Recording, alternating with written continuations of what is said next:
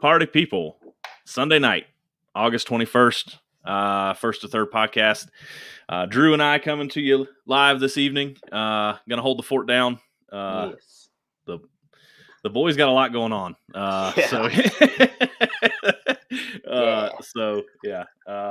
We hope everybody's having a good week. It's been like I said, quite a week for the podcast, it seems. I'm sure some of that stuff will kind of come out as we keep going through today. As Robbie's mentioned, they're expecting their baby boy. He'll be here any minute, any day, I guess. Barrick's still trying to get moved. He got some family stuff that he's dealing with. Good news on that front, though. He did confirm to us last week. We didn't give the update. They do have a moving truck, so that's exciting for him. And he, to my knowledge, never spent a night in jail, so that's good. So I didn't get asked for bail money. I don't know about you, but I did. I didn't Venmo any money out, so I think we're good. But Drew, I'm still feeling jet lagged. I spent 3 days in Arizona. Ooh, it was great. Yeah, it was nice. 106, and it's their monsoon season, and so everybody's like, "Oh, the dry heat of Arizona," and I'm like, "Yeah, well, it had rained for the past 3 days before I got there, so."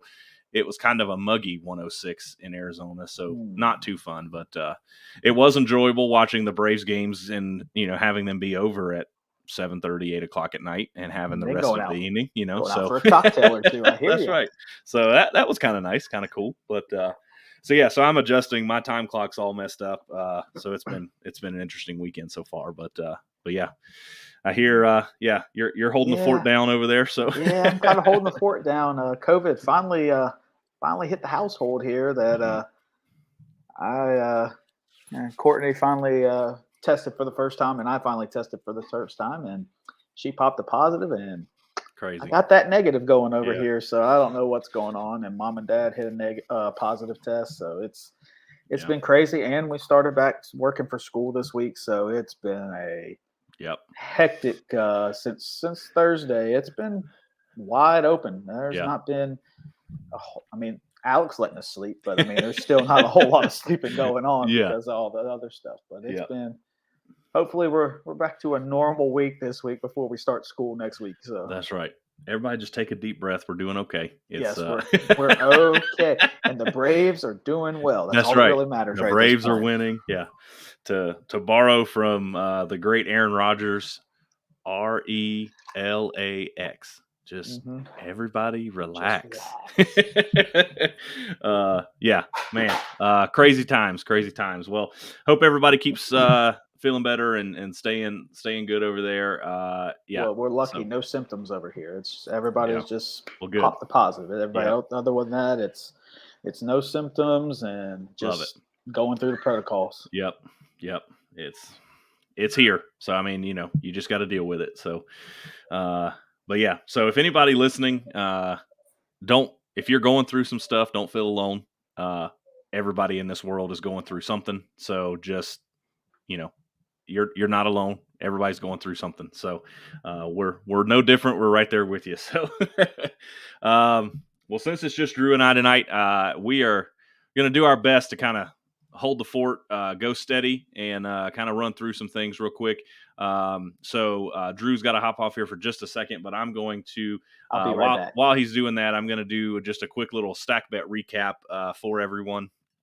Just kind of give you some ins and outs. So, so if you aren't familiar, if this is your first time listening, stack bets are just something that we created here on the podcast to have a little friendly competition during the season and just allow us to kind of talk smack and see, how each other would fare throughout the season. And since a few of us don't live in states where sports betting is legal by trade, we had to kind of come up with something that we could do. So we're not bartering or trading any money or betting any real money. This is all kind of fake pretend money, so to speak. And so we created stacks. And so each week, everybody is given 50 stacks and they can use those how they please. And we're kind of keeping the running tally of stack bets and all that kind of stuff. So just as a little recap, last week, Drew and I were the only ones that got some bets in. So after the bets were made last week, Barrick had 170 stacks total in his bank. Drew had 180. Kenny had 90. Robbie had 180. And I had 150 again after the stacks were made. I am trying to slowly rebuild my stack bank back up after I went all in a couple weeks ago on the Braves sweeping the Mets series, and unfortunately that did not happen. So I've been trying to slowly kind of creep my way back into the stack bets here. So this week I put up 75 stacks that the Braves would win 3 or more games over the Mets, and snaps all around, it happened. So we all had meatloaf on Thursday. Ice cream. And enjoyed it. That's right. So big hit for me. That gave me 150 stacks for that. And then Drew, all 3 stacks hit. So we love to see it. Drew put up 50 stacks that the Braves would win 4 or more games the whole week, which they did. They won 5. He put up 25 stacks that the Orioles would win 4 or more games. They have. Tonight's game is a moot point, so love when that happens. And then he put up 25 stacks that Connor Norby of the O's organization would hit 1 or more home runs, and I believe he hit 3 this week, 2 at least. He's just hit the 1? Okay. Hit the 1. Got it. I thought I saw that he hit another one. So. No, he hit 1, and then he had a walk-off single, I think Saturday night. Nice. And then went Saturday night went 3 for 4 last night. So I mean, he's had a good week. Well, keep getting on base, keep driving in runs. Good things will start happening. They actually shifted him out of the leadoff spot and put him in a 3-hole. Okay. And all of a sudden things changed again. So good for him. Go. Yeah, absolutely. Not that he's not accustomed. I hit him in the 3-hole for a while myself. So yeah, absolutely. After the 50 stacks for this week are added into the bank, Drew will have 430 stacks to play with at the end of the episode. I will have 350 stacks. Robbie still sits in third place with 180 stacks. Barrick in fourth place with 170, and then Kenny rounding out the last spot with 90. And then just as a reminder, since Ryan is still actively playing, he is not participating in this. It's not the right thing to do. So, right. So, I don't want to get him in trouble. That's right. So that's your stack bets recap. Pretty good week. We've been on a pretty good run, to be honest. Yeah, we have actually. Not been too shabby. So aside from my all-in streak that I hit a couple weeks ago, that kind of bankrupted me, we're doing all right. So we kind of both went all in on that one. Yeah. So anyway, well, we will just jump right in. As most of you know, we are a Braves. We've kind of coined it Braves-biased podcast. We're baseball fans just in general, but definitely kind of lean some bias towards the Braves, of course, being from down in this area. And so big week for the Bravos. I was kind of trying to come up with a headline that kind of felt fitting, so to speak. And the Braves kind of just standing ground made sense in terms of just what they're doing. So as we kind of talked about, it was a big week for the Braves, to be honest.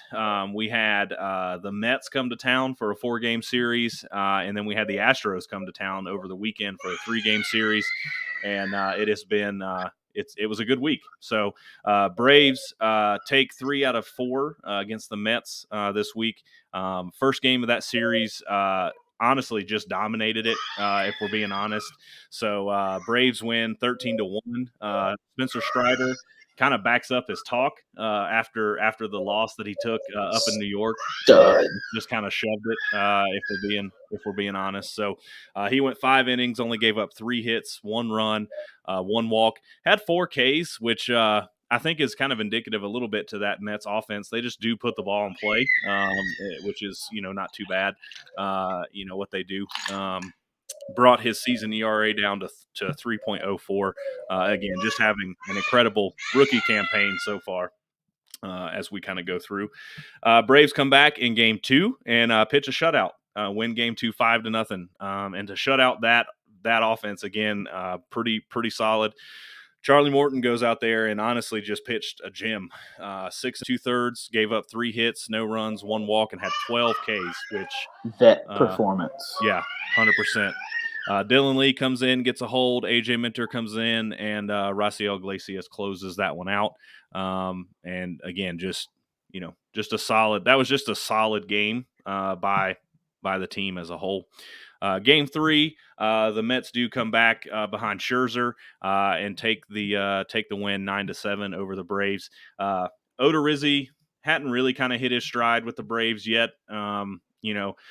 I think he did an interview that I was reading, and he came out and said that he's kind of figured some things out just mechanically. So it'll be interesting to see. He's slated to start tomorrow in Pittsburgh.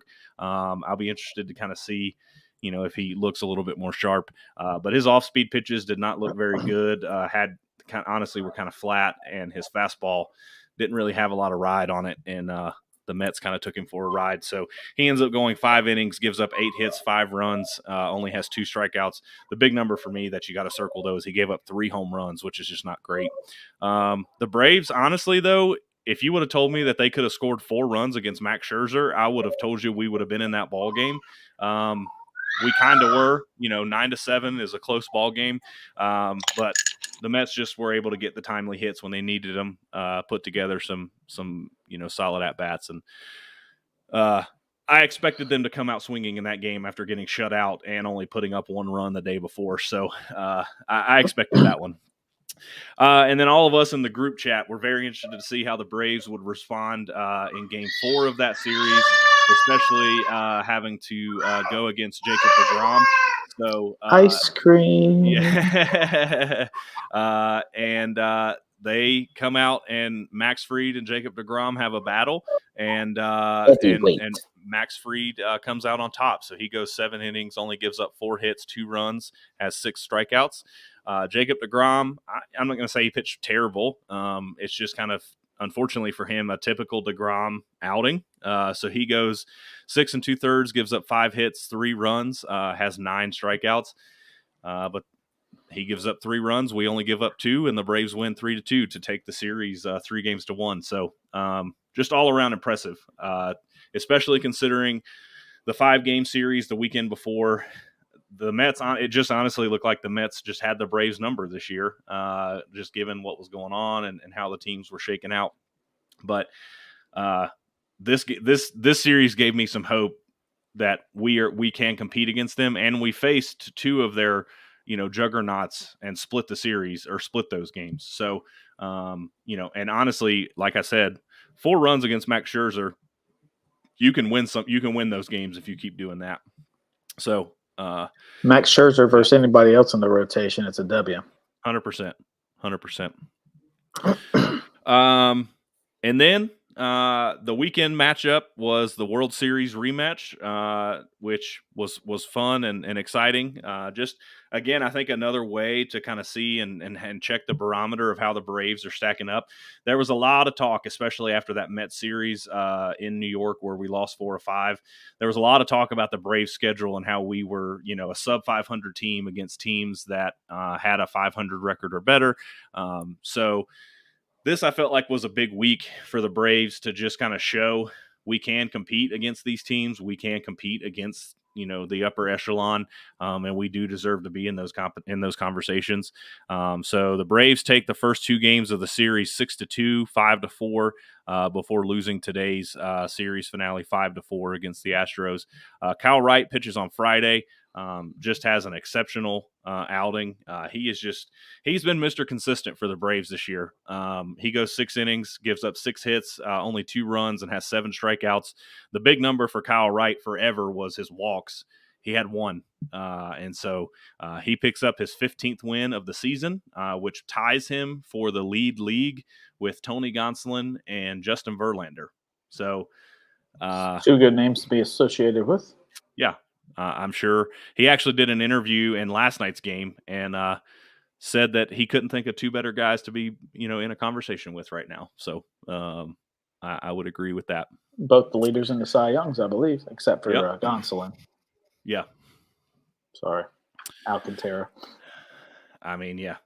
if Alcantara was on the Dodgers, he would probably be undefeated and probably be having one of the best statistical campaigns of Probably like a pitcher. sub-1 ERA. Yeah. um, Game 2, the Braves win 5-4 in extra innings. That was a really important game, in my opinion, just because it showed to me some fight that the Braves haven't kind of shown in those extra inning games.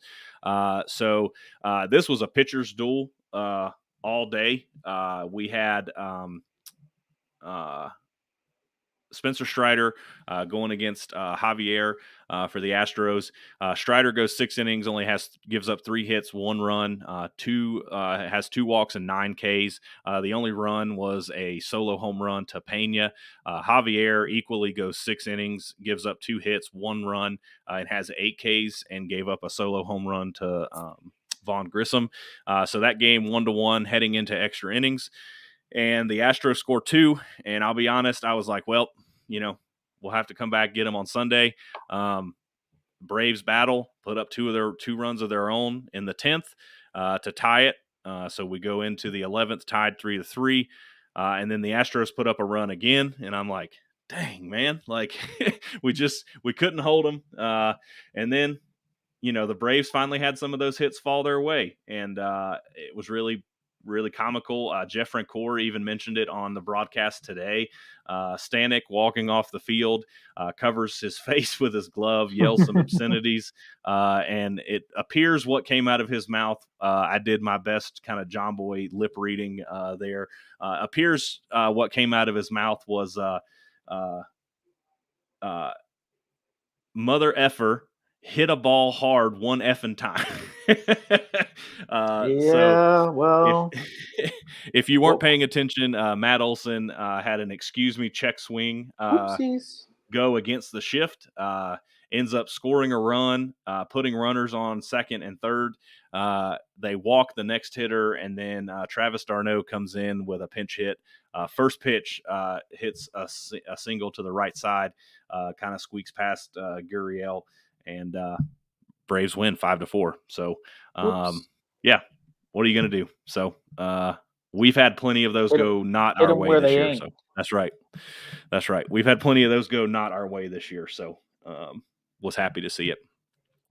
And then today, kind of the same, more of a pitcher's duel. We had Charlie Morton going against Urquidy from the Astros. Morton goes another solid 6 innings, only has 5 hits, gives up 2 runs, 2 walks, and has 11 strikeouts. Urquidy, though, just as impressive, 7 innings, 5 hits, 2 runs, and 6 Ks. That game was tied at 2 for most of the game, and then the Astros were able to put together some late runs, 2 in the 8th, 1 in the 9th, and then again, Braves tried to battle there in the 9th again, but kind of fell up short. Only scored 2 and end up losing 5-4. But again, all in all, 7-game homestand against 2 of the top tier teams. Honestly, in the league, I think right now they're ranked 1 and 2 in the power rankings, if I recall. And 7-game series, and we won 5 of them. So I would take that. Series. Take that all day, every day. Take that all day, every day. So win both series. That's all that matters. Anything impressive stand out to you as you kind of watched this week? Anything you thought was noteworthy? There's a little more fight. I think these guys are starting to believe in each other a little bit more. I think the young bucks, man, Vaughn Grissom did it again, and he had a clutch bomb. I think they have a little bit of grit about them, especially against the Mets now. Taking 3 or 4 at home and knowing they got them at home again. So it's kind of like, okay, we got you this time. We understand what you're trying to do. We get you. And by the way, we're still the world champs, and we can knock you out when we want to. That's right. Nah, 100%.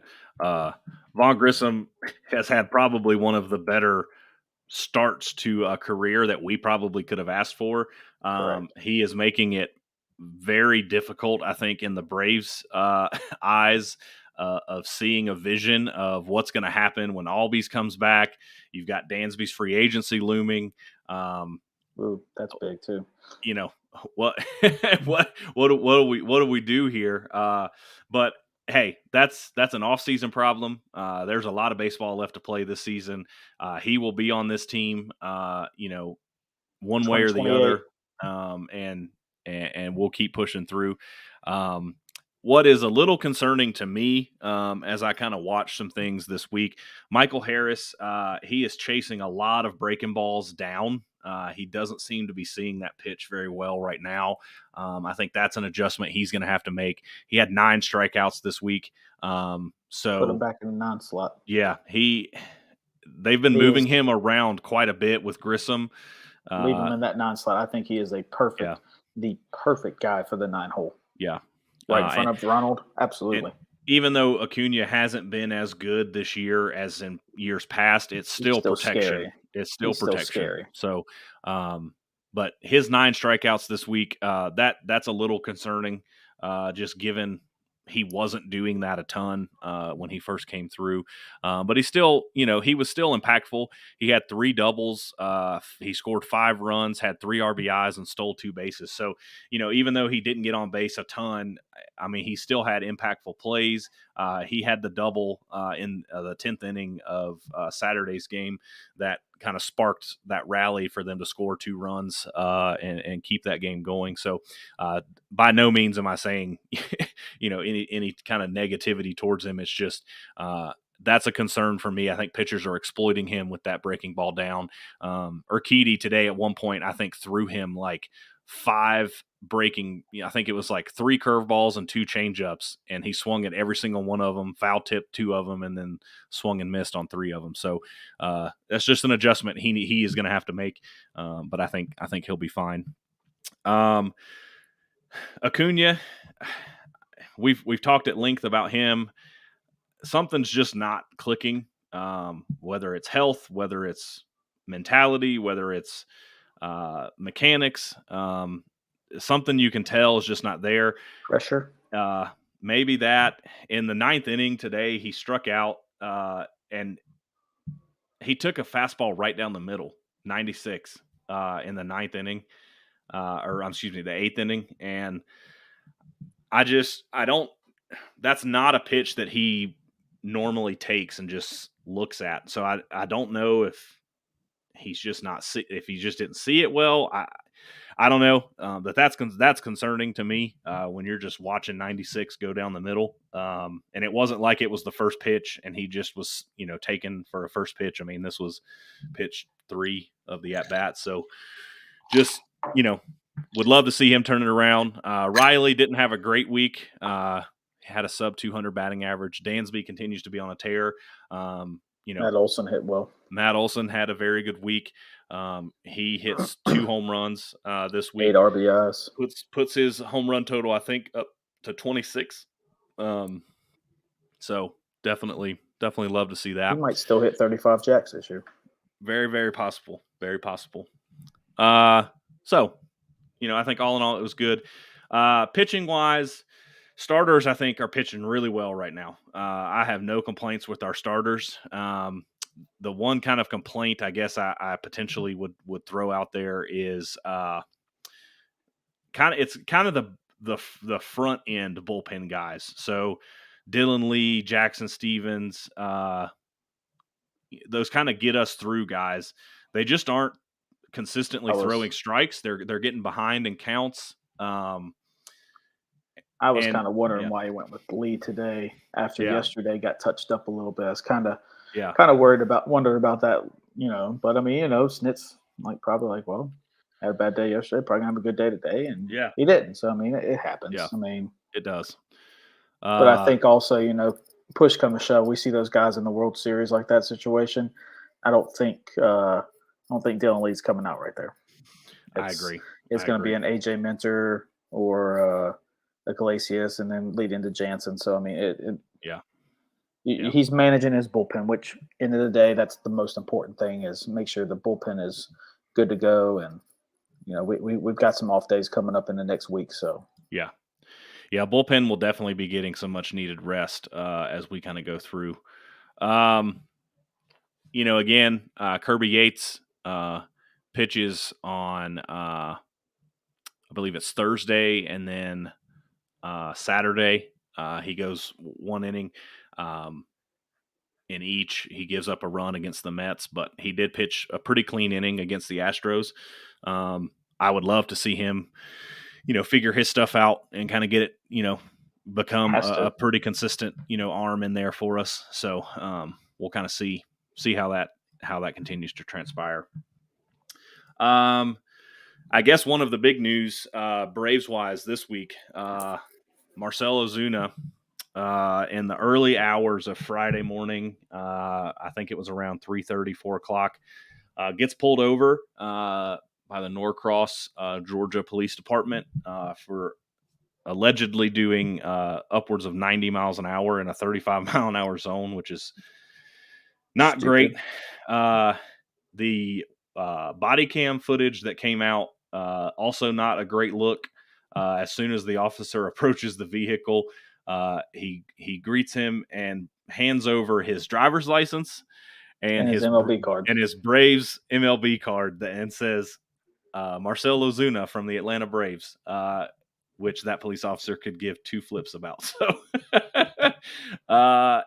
and anyway, ultimately gets arrested and charged with a DUI. Makes bail on Friday morning, and then, to be honest, to all of our surprise, throughout the weekend, was in the Braves dugout Friday, Saturday, and Sunday. And to our major surprise, was in the starting lineup today, and not just in the lineup as a DH as he normally is, but is playing left field of all things, which it ultimately, I guess, made sense giving Ronald the day off in the field and putting him at DH. But that's a wild scene. I think he has been given a lot of grace after some previous incidents in his career. I was very surprised to see him with the team, let alone start the game today. I guess MLB is said they're investigating it. So it'll be interesting to see what transpires with that. The hard thing with that is if we do lose him for whatever reason, suspension, the Braves just part ways with him, whatever the case may be. We don't have Jock Peterson or Jorge Soler or, the multitude of outfield positions that we had last year sitting there in the wings. And so this kind of brings us, I think, to the conversation that we started having last week of, does Mr. Von Grissom trot his way out there and start seeing what he can do in left field, especially with Ozzie Albies rehab apparently coming to a close. We don't know 100% details on that quite yet, but we'll see. So I don't know. That could be the perfect storm for Grissom to stay in the lineup and give the Braves the reason for that. But it's tough. Like I said, he's been given a lot of grace and a lot of chances, and the Braves crowd definitely not on his side any longer. I think booed today. Yeah, I think the Braves faithful kind of done with him. Did not look good in his 2 at-bats today. You've kind of just lost the trust of the fan base. You have to have lost trust with your front office and coaching staff at this point. So I don't know. I know he's liked in the clubhouse to some degree, it seems, but at what point does that become enough is enough, though? Enough is enough. So yeah, just tough. So I hate to even have to talk about it. So I wouldn't be surprised if he gets DFA'd when Ozzie comes back. I mean, he hasn't been good all year, honestly. No. Which kind of sucked because he probably would have been a trade chip, but lost his starting spot to because Contreras was so good. And I don't know, man. Got to find something for him, though. Yeah. I think it's going to be tough. We definitely aren't going to be able to trade him now. Pennies on the dollar. No. I think it'll be tough even if we do DFA him. It'll be tough a team to sign him. Of course, we say that Robinson Cano got signed by 3 or 4 different teams this year. Sure. So, I mean, somebody will take a chance on him, I guess. So we'll see what happens. All right. Well, let's hop on over So in addition to us being kind of a Braves biased podcast, we do have some affinity towards the Orioles. Barrick, who is normally with us, is our resident Orioles kind of super fan, I guess we would say. Robbie and I had the fortunes of being employed by Mr. Cal Ripken Jr.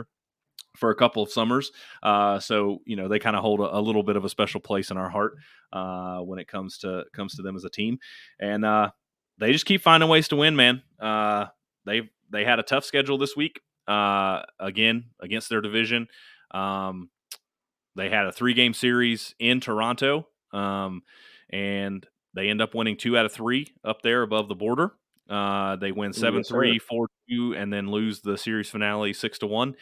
And then for the second week in a row, they have a Thursday slide-in makeup game, and so they play the Cubs at home in a 1-game matchup on Thursday and drop that 3-2. And then they're playing the Red Sox at home, with the exception of tonight's game. They're playing the Red Sox up in Williamsport as part of the Little League World Series game. Yeah, I just checked my, their weeks this week too. My stack bet hadn't hit yet on this one. They got a win tonight for mine to hit. Oh, they got 4. They won Monday, Tuesday, and then Friday. Oh, that's no, 3. They won Friday. I thought they won Saturday. Yeah, so they actually should have won Saturday. Yeah, they should have. So they do need to pull out tonight's game for you to hit that. So come on, O's. Come on. Thanks. Lose that game. Friday was fitting. It was fireworks night at the that old Camden Yards, and high school football kicks off here in North Carolina, and we got a football game that breaks out at Fenway Park. Yep. So they win 15-10 on Friday, and then the Red Sox take the game on Saturday 4-3, and then that game is currently live over on ESPN, part of the MLB Little League Classic. Baltimore currently ahead 2-1. Is that game still in the 4th inning? It is in the bottom of the 7th, and it's still 2-1. Yeah, my screen did not appropriately upload. There it goes. So 2-1, bottom of the 7th. So hopefully the Orioles can hang on there for you and kind of hold strong. So, hope so. We typically default to Barrick to really kind of give us the Orioles talk, but Adley Rutschman, holy cow, dude is having quite a season. If it was not for Julio Rodriguez, I think you would have to have him in your Rookie of the Year conversation right now. But Julio continues to have quite the year so far. But Adley, again, hitting .421 this week with a 1.267 OPS. He's hit 2 more home runs, a double, and 4 RBIs. And his strikeouts are only at 4 again. So those early season kind of miscues that we chatted about, he has figured those out leaps and bounds. Ryan Mountcastle still continues to be a stud for them as well. And one of my favorite players for them, Austin Hayes, has continued to put up some solid numbers as well. Orioles just, again, finding ways to win in that division. They currently sit 62-58. They're 11 games back in the division. I don't think anybody is really looking at them to compete for that division at this point, but they're only 3 games back in the wild card. And so that wild card is for sure still within their sights and within their grasp as we almost head into September baseball, which fun times. I don't think any of us. I think 62 games was the over-under that we set for them, because I think we all had them losing 100-plus games. Correct. So they've already hit that, and it's not even September. So Eric knew what he was talking about. Yeah, thanks for putting the egg on our face there, Baltimore. So that's what it is. The AL East continues to be kind of just a juggernaut of a division, though. If the Red Sox kind of turn it around just a bit here, they will again be the only division in baseball that has all 5 teams at or above 500. That's pretty impressive, especially considering how good that division is, and they're just beating up on each other pretty much on a nightly basis at this point, this late in the season. So, any other Orioles insight you've seen, Drew? I'm still thinking they got a lot of guys that are in the minors that are going to help them very, very soon. They got some guys in AAA. They're ready to come up. Their AA team has been solid.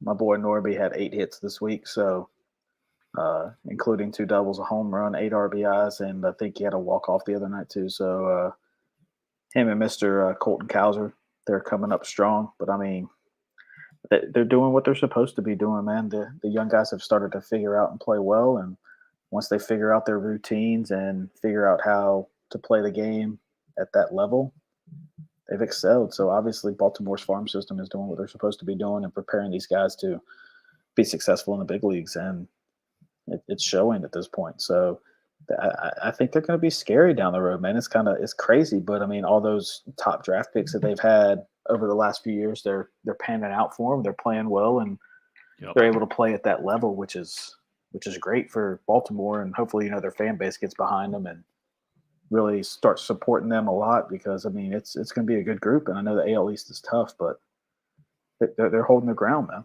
Yeah. Yeah. And don't look now, but the New York Yankees look like they are in trouble. Told you they would go a slide. I mean, they went strong so early, and then all of a sudden it's like, pump the brakes. Here's everybody else coming to catch you, and they are a downward spiral rapidly. And I mean, the Orioles AA was playing New York's AA, and Stanton was playing this weekend in Bowie, and I don't think Stanton had a hit this weekend. Oh boy, over all weekend. That's not good. Nope. That's not great. Nope. That's not great. Aaron Judge can't do it himself. I know he hit another home run today, but he can't do it himself. No. And I know Aaron Boone's frustrated. Garrett Cole's frustrated. Those guys are frustrated, man, because they've won almost 80 games and they can't figure out how to get the 80th game. Yeah. Well, it was very interesting seeing the dichotomy of Aaron Boone's press conferences. I think it was Friday night. A reporter asked him if he could hear the boos coming from the crowd, and he made a comment of how, he heard them and it made him stand a little bit taller. And he said that it kind of comes from, they understand the expectation of being in New York and putting that uniform on each and every day is you're going to win games. And I totally agree with him. I think that's a great attitude to have. Yesterday's press conference, he was pretty frustrated. So there were some choice words. There was some slamming of the table. So you can only, somebody have a metal detector in the in the press room there. But you can only take it for so long, and they've got a lot of holes right now. There's not one finger you can point at that team right now where they're struggling, and so. That's going to be an interesting storyline to kind of follow as we see the Yankees kind of try to hold on here as we finish up the last stretch of baseball here. They got a tough. They got a tough two coming up too. Yeah. Scherzer and DeGrom midweek series against the Mets. Like, ooh, have fun. Yeah, have fun. This would be an interesting conversation to have. I don't know if we're necessarily ready to have it. I guess I can go ahead and throw this up of MLB news for now. But do you think it's plausible that the Rays could catch them? The Rays are 8 games back. I don't know. I'm not necessarily prepared with statistics and whatnot. I don't know how many more times these teams play. But 8 games back, there's a lot of games left to be played. They play the Rays twice. They play the Rays Labor Day weekend and then the following weekend. Okay. So there's 6 games. I don't know. I don't know, man. Yep. I mean, the Twins series is going to be tough for them the first week in September, and the Brewers series in the middle of September. But I mean, you got Boston, Pittsburgh, and then the rest of it's the AL East. Yeah. You got the Twins and the Pirates, and the rest of it, the Twins, Pirates, and Brewers, and the rest of it's the AL East. So I feel like it's kind of like anything can happen. Yeah. And then they got the Rangers for 4 at the end of October, or the first week of October. Yeah. The Rays have 9 games left against the Blue Jays.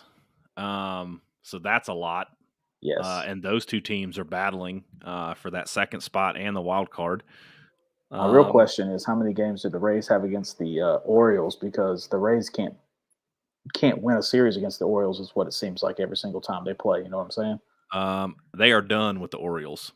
The Rays are probably like, thank God. Yeah. So they have finished. So their divisional games are still those two against the Yankees. They have one against the Red Sox, two against the Blue Jays. They play the Astros twice, which is a tough draw for them, and the Guardians. So they've got a pretty hard schedule to close out September and October. And then they finish the season with Boston in Fenway. So I don't know, man. I mean, yeah, I think the schedule tilts in the Yankees' way if we're looking at it from that perspective. So it does, but it depends on, like, when the Yankees when the Yankees tough part and when the Rays tough part are two different times. So I mean, it could get really close. The Rays go in. The Rays go in and sweep a series, one of those series against New York, especially the first one. Absolutely. And you start putting a lot of pressure on them all of a sudden. Yeah, yeah, that red panic button. Pull that out of the back pocket real quick. So we'll see. Toronto's only 8 back too now. I know. I don't know why my brain will not let me wrap my mind around the fact that the Blue Jays are good, but they are. I need to figure out how to.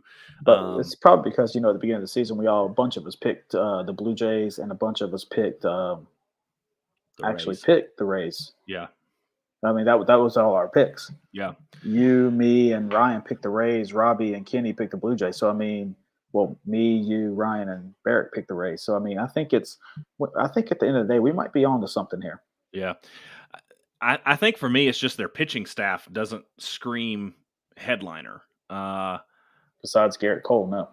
Well, I meant the Blue Jays. I mean, Alek Manoah has been a bright spot for them this year. Kevin Gossman, but Jose Barrios has not pitched extremely well. I would say to what they expected of him this year.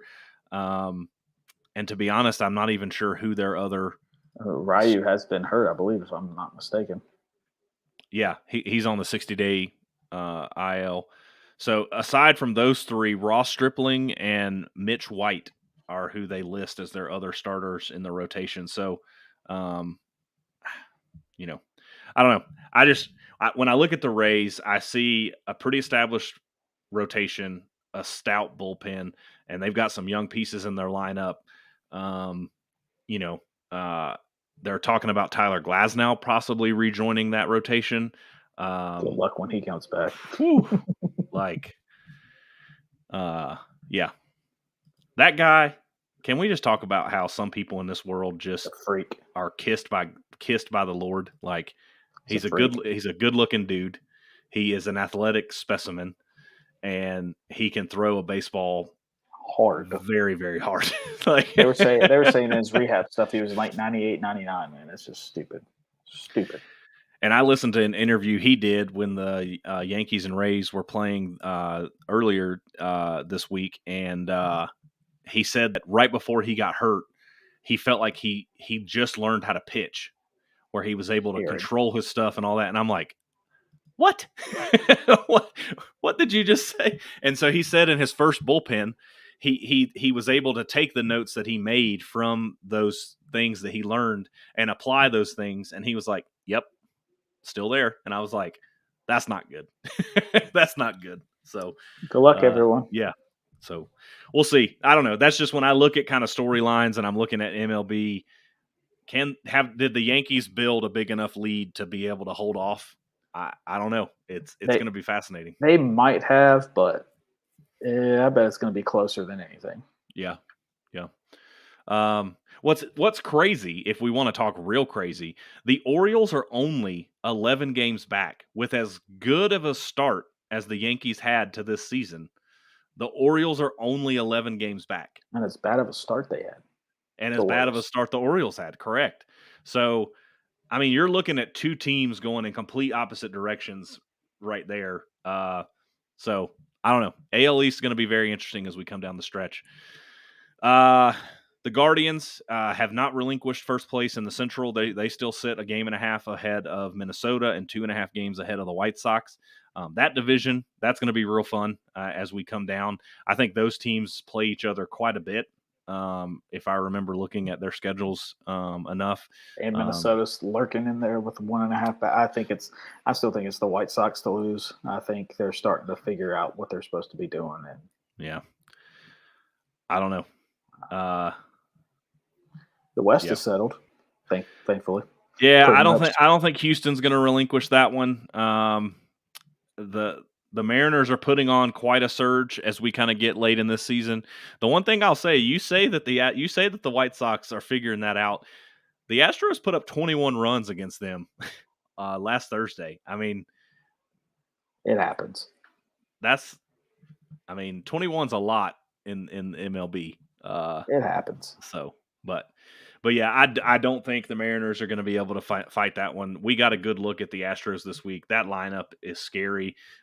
It's a little less scary when Jordan isn't in there. But it was good to see him come back today.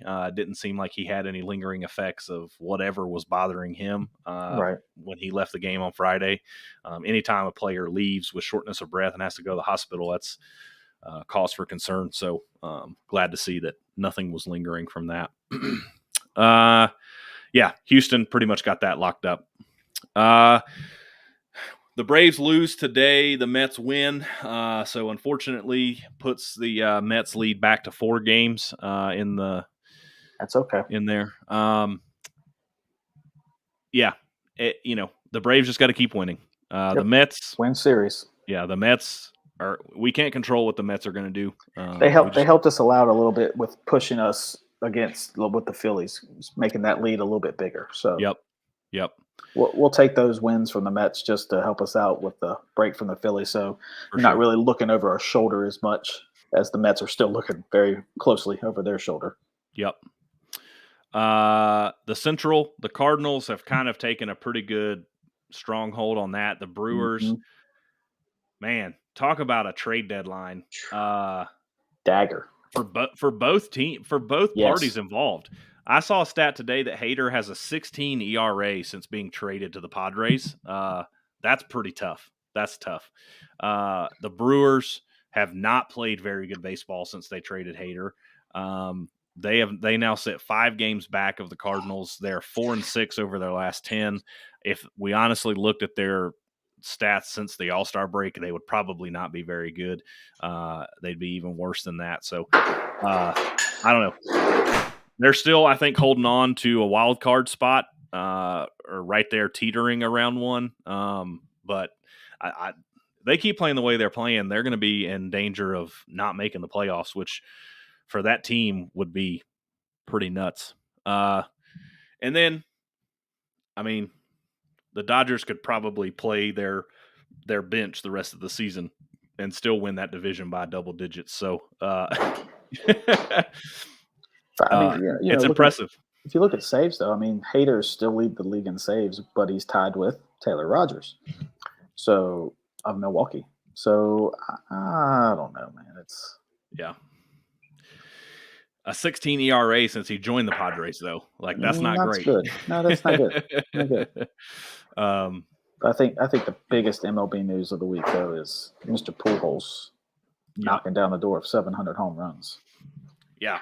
So Albert had quite a week for himself. I pulled up his stats this week just because I wanted to see how impressive they were.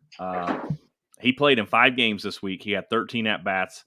He had 8 hits, 3 homers, 7 RBIs, and he hit .615 with an OPS of a 1.9. So, what a week! Have yourself a week, Mr. Pujols. He could have almost been Player of the Week. Yeah, if not for another guy on his team. Albert now sits career home runs 692. I think we can officially. I think if ESPN and MLB do not officially start calling this 700 watch, they're doing a disservice. We will. It's impressive. And I don't know if I believe this. I don't remember what reporter. I honestly want to say it was Bob Nightingale. So I don't really have any faith in it, if I'm being honest. But I think somebody tweeted out that Pujols said he is retiring no matter if he gets it or not. he seems like too much of a competitor if that man is sitting at 698 that he's not coming back to hit that. I don't know. Look, as long as he's above A-Rod, I really don't care. Yeah. Get to 697, we're good. For me, I think I'm just being a little bit selfish as a baseball fan. Sure. I don't know when we're going to see it again. And I haven't been old enough to appreciate the people that have done it recently. So for me, he is a guy that I think if he can do it, I just selfishly want to see him do it because I'm just not sure. I'm just not sure if we're going to see it for a long, long time. So maybe I'm just being a Let's little see. selfish. Miggy's at 506. He's retiring after this year. Nelson Cruz, 458. Not playing much longer. And then your next guy is Giancarlo Stanton at 370, 371. How many more years does he have? Not 400 home runs worth. Nope. Joey Votto's towards the end of his career. Robinson Cano's done. Mike Trout's at 334. And he's already been in the league 9 years. Right. Longoria's at 327. He doesn't have much time left. Paul Goldschmidt at 311. Doesn't have a lot of time left. Nolan Arenado now 294. But that's a lot of home runs to hit, and he's not a 40 average guy. Just like Freddie Freeman and Andrew McCutchen, those are the next guys. Now Bryce Harper, if he can stay healthy, that's going to be the biggest thing, man. That's the thing with these guys, like with Ken Griffey Jr. Can he stay healthy long enough? Yeah. I mean, you're looking at Machado, or let's see, who else? I did hear a stat in the game today that Acuna made some history. He is the first player to reach 100 home runs, 500 hits, and I think 100 stolen bases. So it was 500 hits, 100 homers, 100 stolen bases before 25. So if he's got 100 and he's, still under 25, I mean, but again, he's going to have to start averaging 40 a season for the next, 10 years. You got to think about those guys that are leading the 700, the 600, the 500 guys. They had years in a row where they hit 30 to 40 home runs every single year. Exactly. And we just don't see that often anymore. No. You think we should. I think we should see that as much as these guys, that's what they're getting paid for now. Yeah. The heck with anything else. They're getting paid to hit the home runs. Yeah. So I don't know. So I think, again, selfishly, when I look at the Pujols situation, I want him to do it because it could be a very long time before we see this happen again. And, you always hear the old guys tell those stories, and, it'd be cool to be, 85-year-old Scott telling some grandkids, I watched Albert Pujols hit 700 home runs. That'd be pretty sweet. So I don't know. We'll see. The fewest home runs he's hit in a year besides the COVID year of 2020 is 17. Pujols? Yep. Yeah. That is the fewest. His first 10 years in the league, he didn't hit below 32. Yeah. That's what you got to do to be able to. Yeah. It's crazy. Hopefully the trend of players getting to the big leagues earlier, which seems to be a thing now, right. Guys getting to the league 21, 22 gives them some longevity to be able to, do it. But I don't know. When you think of the power hitters that are in the game today, who are some names of some guys that we could come up with that would maybe fit that? I would say Juan Soto. Yep. He is a guy that could get on a roll like that. I think Bryce is a guy. Bryce, I think, could definitely get on a roll for the next 8 to 10 years. I think Acuna is, man. I really do. I would throw him in that mix. Aaron Judge. Absolutely. He's doing it this year. Who's to say that he, couldn't go on a run of another 7 to 8 years of doing something like this? I don't know. That's just, there's not a lot though that come to my mind of like those prototypical power hitters. Is a Chris Bryant a guy that could do it? Matt Olson's been in the league for 6 years now. He's at 167. He hit 36 and 19. He hit 39 last year, and he's at 25 now. So I mean, he could, if he can hit 35 home runs a year, and I mean, he's at 28 now. If he can hit 35 home runs a year for the next 10 years. Yeah, so I was going to say, what are we looking at? Foreseeably, maybe 12 more years in his career. Yeah. If he could hit 40 for those 12 years, that's 480 more home runs, and that'd put him at what? 680. So yeah, right. 687. So, and that's 12 more years of 40. Like, yeah. Now we have no clue what baseball looks like 6-7 years from now. We could be talking about guys hitting 60 bombs on a regular. We don't know, but. All right, so I think Judge might be a guy. I mean, he's 30 this year. That's the hard part for him. Yep. He broke in a little bit later, but I mean, he's at 204.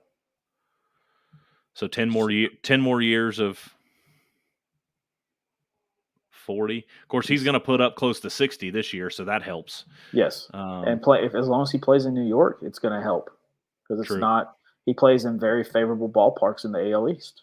Yeah, very favorable. With the exception of Baltimore now.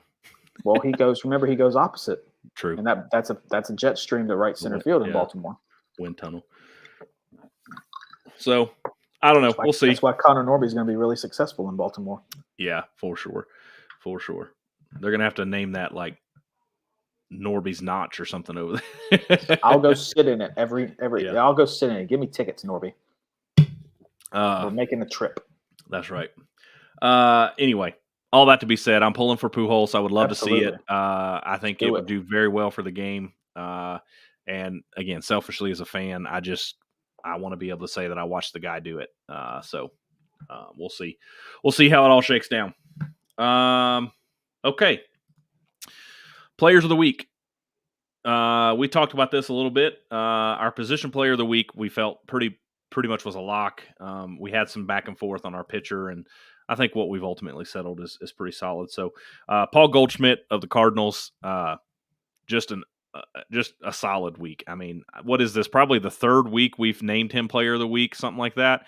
And he's had close to MVP, man. Yeah, and he's had over a 500 average every time we've done it. So Goldschmidt this week hits 542, has 3 home runs, 11 RBIs, 3 doubles. He scores 7 runs and has a 1.613 OPS. Just mashing baseballs. And we got to see him next weekend. Ugh. Yeah.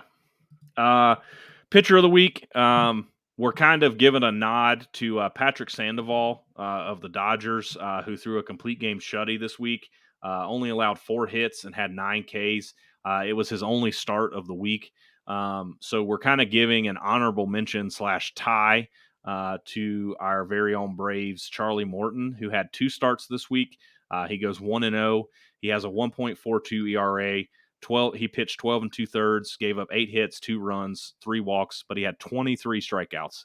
And ladies and gentlemen, you heard our Braves rundown. He had 23 strikeouts against the New York Mets and the Houston Astros. The Mets don't strike out. So, solid week. 0.87 WHIP. He has become that veteran that we have been longing for him to be, and I'm loving it. So, we'll see Go ahead. I will say this: in Sandoval's game, it was a 1-0 shutout, so he pretty much had to be really, really good. Yeah. He pitched a DeGrom game. Yes. Yes. Yeah. Shohei and Mike Trout did not help. No. And it was against the Tigers.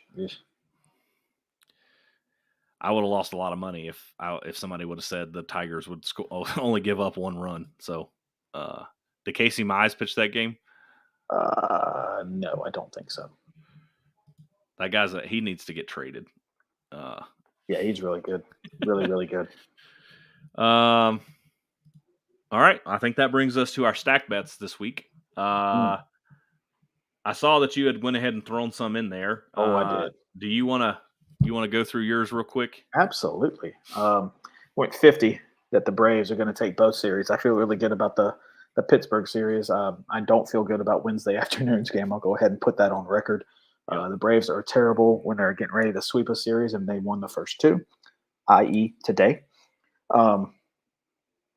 They have not been very good, in especially afternoon games to sweep a series. So 2 out of 3 against the Pirates, and 2 out of 3 against the Cardinals. If they take 2 out of 3 against the Cardinals, I'm going to feel really good. So I'm taking both series.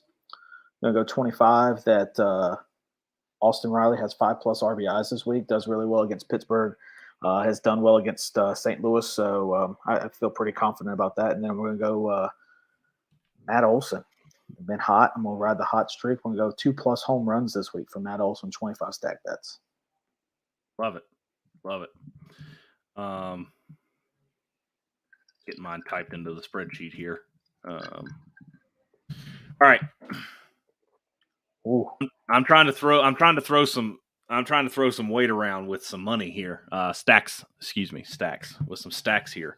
So I had 350 to start. Drew had 430. So I'm sitting 80 stacks behind Drew. I've got to find a way to make some ground up. So it's either going to be a make or break week. If not, I'm going to have to start going all in on some bets coming up to try to stay in the running.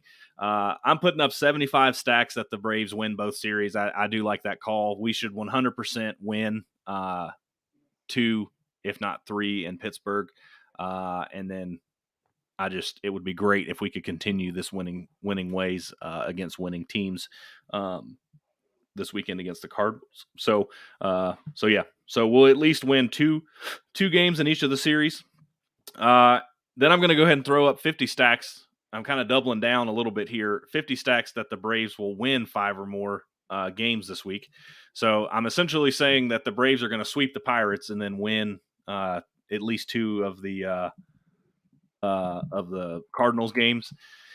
And then Dansby has just been playing very consistent and solid baseball. I'm putting up 25 stacks that he hits 2 or more home runs this week. I feel like he's due for some big hits, some big homers, and I'd love to see it.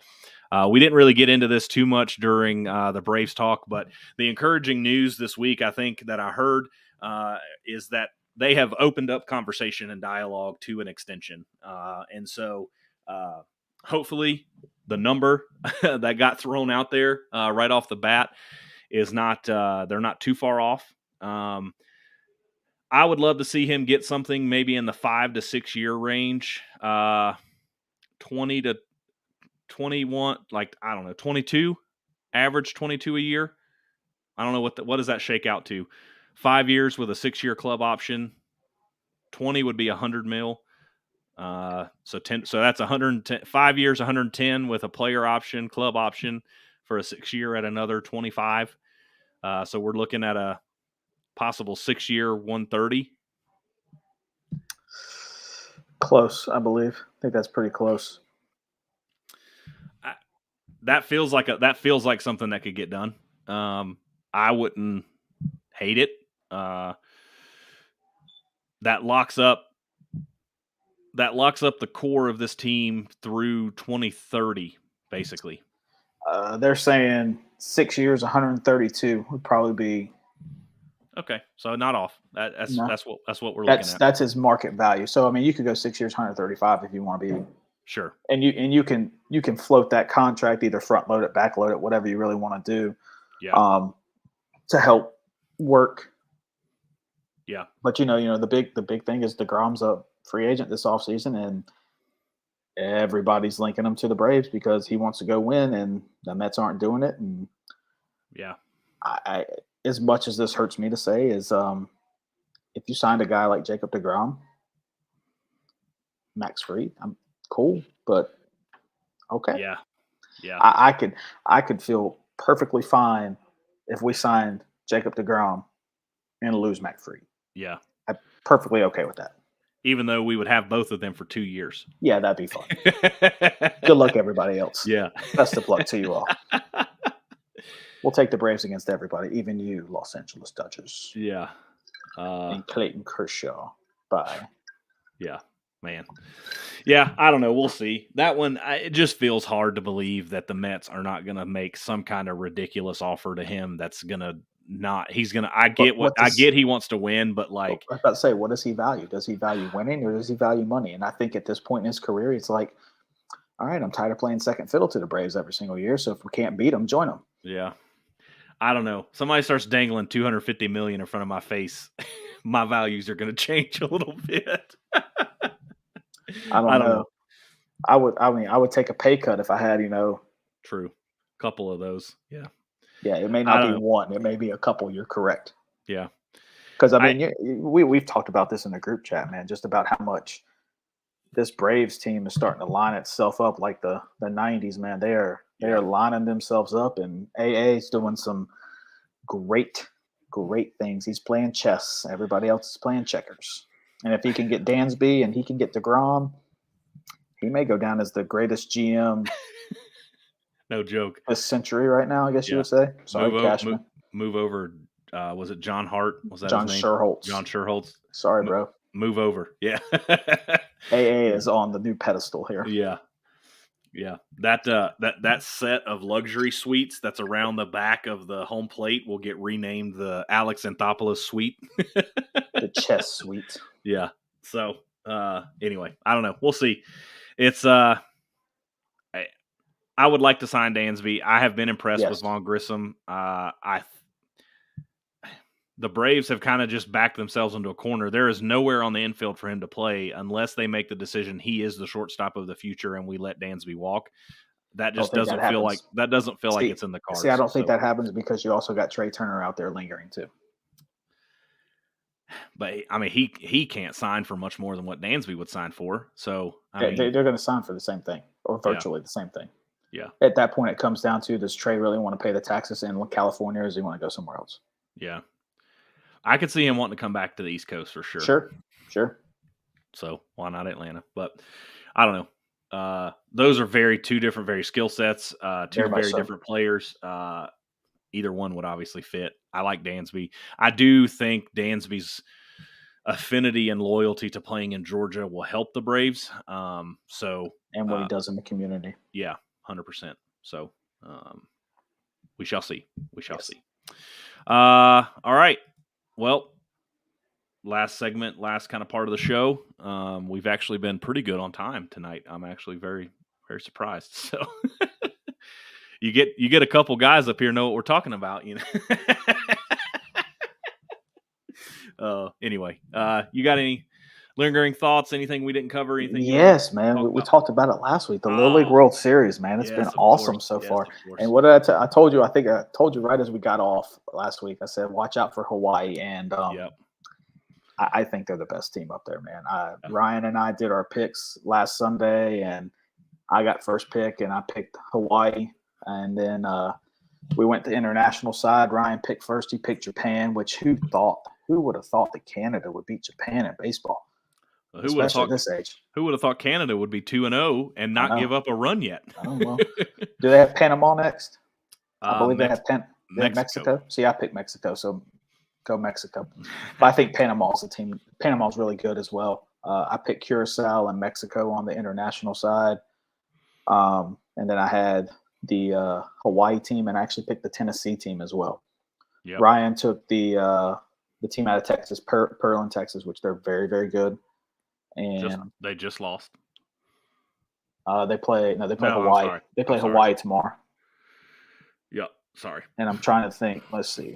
Ryan's other pick was the team out of Utah. Sorry, Ryan. They're about to go home soon. Yeah. They ran into that buzzsaw of Hawaii. Yeah. So he's got Japan and Asia Pacific. They're doing fine. Asia Pacific, Chinese Taipei is doing fine. But hate to tell Ryan, but I'm probably gonna win this thing again this year. But it's okay. But I mean, it's fun to watch, and you get all the pro guys in there today, which was awesome. Adley Rutschman signing stuff, and anytime he signed something for a kid, the kid signed his jersey. Yeah, which was pretty cool. So it's a very fun, exciting time of the year, concluding I think next weekend. So yep.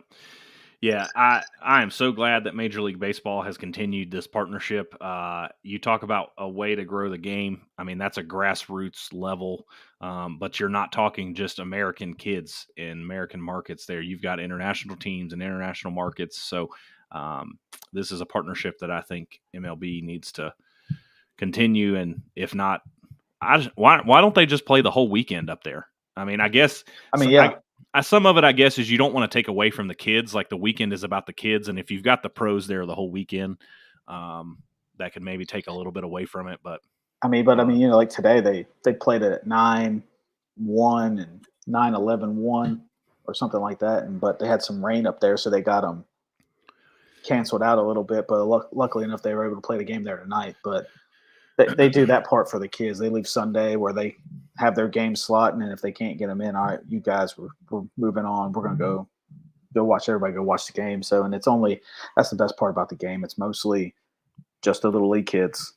coaches. I don't know if their families get in or not. And then you've got, people of Williamsport get a lottery of tickets, and that's it. Yeah. No, it's a fun atmosphere for sure. Sure. We ended up not really doing anything podcast wise on it just because the games were getting ready to start. Everything was kind of seeded, so it just made getting us tough. So we'll let Drew and Ryan hold their tradition strong. Maybe we'll throw some stack bets, out as the bracket kind of solidifies next week. We'll maybe throw out some bets and see what happens. So I'm almost willing to put the rest of my stacks on Hawaii to win it all. Oh yeah. I mean, yeah, they have looked solid. I look out Canada, man. I think that'd be a fun international thing, but they Mexico coming up. That's going to be tough. But we'll find out a lot tomorrow about Canada. Yeah, for sure. If they beat Mexico, then yeah, I think they're somebody to reckon with. I still think Panama's probably the best team of the international, but yeah, we'll find out. Very good. Shout out East Forsyth football, win number 1 this week too. That's right. Sweet. Well, for those of you that have tuned in and stayed with us, we appreciate your time. Appreciate you hanging with us. It's always fun getting on here, chatting some baseball, especially the Braves pulling out some wins. As always, if you have anything you'd like to share or comments, questions, anything you want to put into the show, feel free to email us first23rdpod@gmail.com. That's the word first, the number 2, the word third, and then pod@gmail.com. Also, be sure down in the description box, check out our social media. We're on Instagram and Twitter, trying to post on there and interact as much as we can with the community and the folks there.